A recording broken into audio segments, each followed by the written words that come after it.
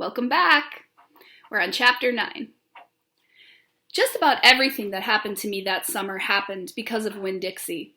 For instance, without him, I would never have met Gloria Dump. He was the one who introduced us. What happened was this. I was riding my bike home from Gertrude's Pets, and Winn-Dixie was running along beside me.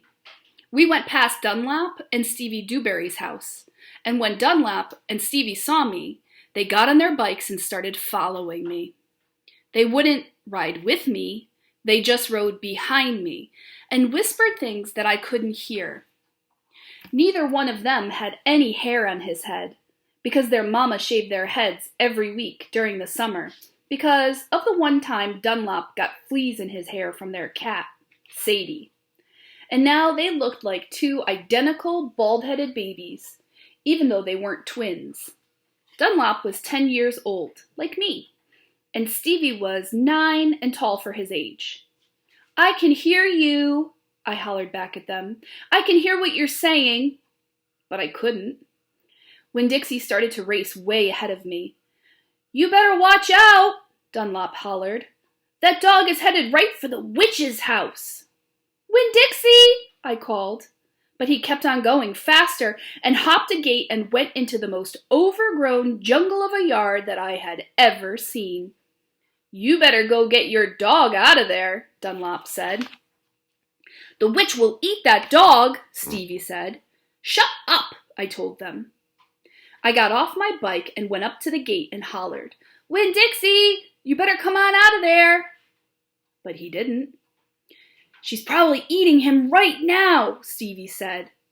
He and Dunlap were standing behind me. "She eats dogs all the time." "Get lost, you bald-headed babies," I said. "Hey," said Dunlap, "that isn't a very nice way for a preacher's daughter to talk." He and Stevie backed up a little. I stood there and thought for a minute. I finally decided that I was more afraid of losing Winn-Dixie than I was of having to deal with a dog-eating witch. So I went through the gate and into the yard. "That witch is going to eat that dog for dinner and you for dessert," Stevie said. "We'll tell the preacher what happened to you," Dunlap shouted after me. By then I was deep in the jungle. There was every kind of thing growing everywhere. There were flowers and vegetables and trees and vines. "Winn-Dixie?" I said. "Hee hee hee hee," I heard. "This dog sure likes to eat." I went around a really big tree all covered in moss, and there was Winn-Dixie. He was eating something right out of the witch's hand. She looked up at me. "This dog sure likes peanut butter," she said. "You can always trust a dog that likes peanut butter." She was old, with crinkly brown skin. She had on a big floppy hat with flowers all over it, and she didn't have any teeth. But she didn't look like a witch. She looked nice, and Winn-Dixie liked her, I could tell. "I'm sorry he got in your garden," I said. "You ain't got to be sorry," she said. "I enjoy a little company." "My name's Opal," I told her. "My name's Gloria Dump," she said. "Ain't that a terrible last name, Dump?" "My last name is Baloney," I said. "Sometimes the kids at school back home in Watley called me lunch meat." "Ha!" Gloria Dump laughed. "What about this dog? What do you call him?" "Winn-Dixie," I said. Winn-Dixie thumped his tail on the ground. He tried smiling, but it was hard with his mouth all full of peanut butter. "Winn-Dixie?" Gloria Dump said. "You mean like the grocery store?" "Yes, ma'am," I said. "Woo-wee," she said. "That takes the strange name prize, don't it?" "Yes, ma'am," I said. "I was just fixin' to make myself a peanut butter sandwich," she said. "You want one too?" "All right," I said. "Yes, please." "Go on and sit down," she said, pointing at a lawn chair with the back all busted out of it. "But sit down careful." I sat down careful, and Gloria Dump made me a peanut butter sandwich on white bread. Then she made one for herself and put her false teeth in to eat it. When she was done, she said to me, "You know, my eyes ain't too good at all. I can't see nothing but the general shape of things, so I got to rely on my heart. Why don't you go on and tell me everything about yourself, so I can see you with my heart?" And because Winn-Dixie was looking up at her like she was the best thing he had ever seen, and because the peanut butter sandwich had been so good, and because I had been waiting for a long time to tell some person everything about me, I did. Chapter 10. I told Gloria Dump everything. I told her how me and the preacher had just moved to Naomi, and how I had to leave all my friends behind. I told her about my mama leaving, and I listed out the 10 things that I knew about her. And I explained that here in Naomi, I missed Mama more than I ever had in Watley. I told her about the preacher being like a turtle, hiding all the time inside his shell. I told her about finding Winn-Dixie in the produce department, and how, because of him, I became friends with Miss Franny Block and got a job working for a man named Otis at Gertrude's Pets, and got invited to Sweetie Pie Thomas's birthday party. I even told Gloria Dump how Dunlap and Stevie Dewberry called her a witch. But I told her they were stupid because stupid, mean, bald-headed boys, and I didn't believe them. Well, not for long, anyhow. And the whole time I was talking, Gloria Dump was listening. She was nodding her head and smiling and frowning and saying, and, "Is that right?"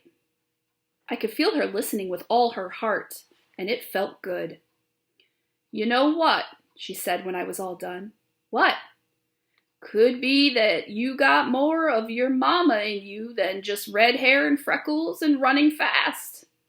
"Really?" I said. "Like what?" "Like maybe you got her green thumb. The two of us could plant something and see how it grows. Test your thumb out." "Okay," I said. What Gloria Dump picked for me to grow was a tree. Or she said it was a tree. To me, it looked more like a plant. She had me dig a hole for it and put it in the ground and pat the dirt around it tight, like it was a baby and I was tucking it into bed. "What kind of a tree is it?" I asked Gloria Dump. "It's a wait-and-see tree," she said. "What's that mean?" "It means you gotta wait for it to grow up before you know what it is." "Can I come back and see it tomorrow?" I asked. "Child," she said, "as long as this is my garden, you're welcome in it. But that tree ain't going to have changed much by tomorrow."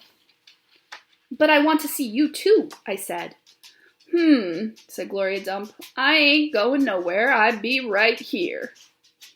I woke Winn-Dixie up then. He had peanut butter in his whiskers, and he kept yawning and stretching. He licked Gloria Dump's hand before we left, and I thanked her. That night, when the preacher was tucking me into bed, I told him how I got a job at Gertrude's Pets, and I told him all about making friends with Miss Franny Block and getting invited to Sweetie Pie's party. And I told him about meeting Gloria Dump. Winn-Dixie lay on the floor, waiting for the preacher to leave so he could hop up on the bed like he always did. When I was done talking, the preacher kissed me goodnight, and then he leaned way over and gave Winn-Dixie a kiss too, right on top of his head. "You can go ahead and get up there now," he said to Winn-Dixie. Winn-Dixie looked at the preacher. He didn't smile at him, but he opened his mouth wide like he was laughing, like the preacher had just told him the funniest joke in the world. And this is what amazed me the most. The preacher laughed back. Winn-Dixie hopped up on the bed, and the preacher got up and turned out the light. I leaned over and kissed Winn-Dixie too, right on the nose, but he didn't notice. He was already asleep and snoring. Chapter 11. That night, there was a real bad thunderstorm. But what woke me up wasn't the thunder and lightning. It was Winn-Dixie, whining and butting his head against my bedroom door. "Winn-Dixie," I said, what are you doing?" He didn't pay any attention to me. He just kept beating his head against the door and whining and whimpering. And when I got out of bed and went over and put my hand on his head, he was shaking and trembling so hard that it scared me. I knelt down and wrapped my arms around him. But he didn't turn and look at me or smile or sneeze or wag his tail or do any normal kind of Winn-Dixie thing. He just kept beating his head against the door and crying and shaking. "You want the door open?" I said. "Huh? Is that what you want?" I stood up and opened the door, and Winn-Dixie flew through it like something big and ugly and mean was chasing him. "Winn-Dixie," I hissed, "come back here." I didn't want him going and waking the preacher up. But it was too late. Winn-Dixie was already at the other end of the trailer in the preacher's room. I could tell because there was a spring sound that must have come from Winn-Dixie jumping up on the bed. And then there was a sound from the preacher like he was real surprised. But none of it lasted long because Winn-Dixie came tearing back out of the preacher's room, panting and running like crazy. I tried to grab him, but he was going too fast. "Opal?" said the preacher. He was standing at the door to his bedroom, and his hair was all kind of wild on top of his head, and he was looking around like he wasn't sure where he was. "Opal, what's going on?" "I don't know," I told him. But just then there was a huge crack of thunder, one so loud it shook the whole trailer, and Winn-Dixie came shooting back out of my room and went running right past me, and I screamed, "Daddy, watch out!" But the preacher was still confused. He just stood there, and Winn-Dixie came barreling right toward him like he was a bowling ball, and the preacher was the only pin left standing, and wham! They both fell to the ground. "Uh-oh," I said. "Opal?" said the preacher. He was lying on his stomach, and Winn-Dixie was sitting on top of him, panting and whining. "Yes, sir," I said. "Opal?" the preacher said again. "Yes, sir," I said louder. "Do you know what a pathological fear is?" "No, sir," I told him. The preacher raised a hand. He rubbed his nose. "Well," he said after a minute, "it's a fear that goes way beyond normal fears. It's a fear you can't be talked out of or reasoned out of." Just then there was another crack of thunder, and Winn-Dixie rose straight up in the air like somebody had poked him with something hot. When he hit the floor, he started running. He ran back to my bedroom, and I didn't even try to catch him. I just got out of the way. The preacher lay there on the ground, rubbing his nose. Finally, he sat up. He said, "Opal, I believe Winn-Dixie has a pathological fear of thunderstorms." And just when he finished his sentence, here came Winn-Dixie again, running to save his life. I got the preacher up off the floor and out of the way just in time. There didn't seem to be a thing we could do for Winn-Dixie to make him feel better.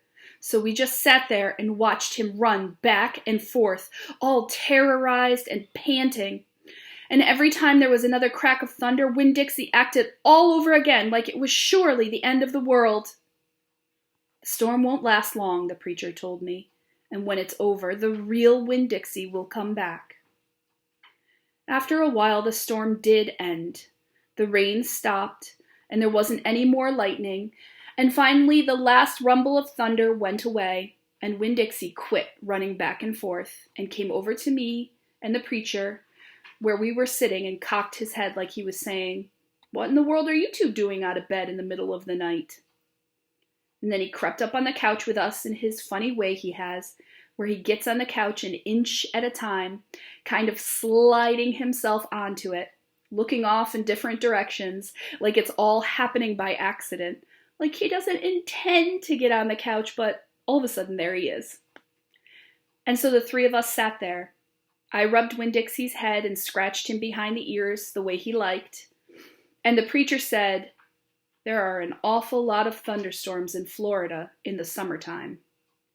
"Yes, sir," I said. I was afraid that maybe he would say we couldn't keep a dog who went crazy with pathological fear every time there was a crack of thunder. "We'll have to keep an eye on him," the preacher said. He put his arm around Winn-Dixie. "We'll have to make sure he doesn't get out during a storm. He might run away. We have to make sure we keep him safe." "Yes, sir," I said again.